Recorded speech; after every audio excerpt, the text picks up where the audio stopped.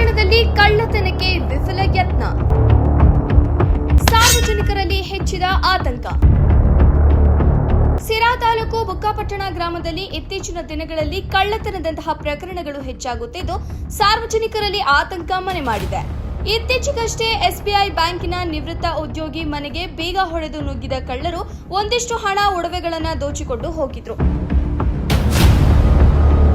ಇದೀಗ ಅಂತಹದೇ ಪ್ರಕರಣ ಬುಕ್ಕಾಪಟ್ಟಣದಲ್ಲಿ ದಾಖಲಾಗಿದೆ.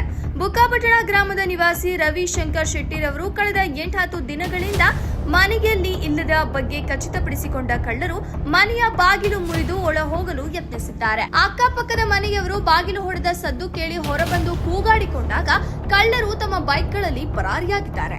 ಶಿರಾನಗರ ಪೊಲೀಸ್ ಠಾಣೆಯ ಸಿಬ್ಬಂದಿ ಸ್ಥಳಕ್ಕೆ ಆಗಮಿಸಿ ಶ್ವಾನದಳ ಕರೆಸಿ ಸ್ಥಳ ಪರಿಶೀಲನೆ ಮಾಡಿ ಪ್ರಕರಣ ದಾಖಲಿಸಿಕೊಂಡು ತನಿಖೆ ಕೈಗೊಂಡಿದ್ದಾರೆ.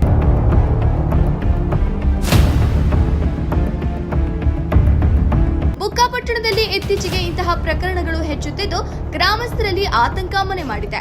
ಪೊಲೀಸ್ ಠಾಣೆಯಲ್ಲಿ ಸಿಬ್ಬಂದಿಯ ಕೊರತೆ ಎದ್ದು ಕಾಣುತ್ತಿದ್ದು ಠಾಣೆಗೆ ಹೆಚ್ಚಿನ ಸಿಬ್ಬಂದಿ ಒದಗಿಸಬೇಕು, ಠಾಣೆಯನ್ನ ಮೇಲ್ದರ್ಜೆಗೇರಿಸಬೇಕು ಹಾಗೂ ರಾತ್ರಿ ಪಾಳಿಯಲ್ಲಿ ಗಸ್ತು ಹೆಚ್ಚಿಸಬೇಕು ಎಂದು ಸಾರ್ವಜನಿಕರು ಮನವಿ ಮಾಡಿಕೊಂಡಿದ್ದಾರೆ.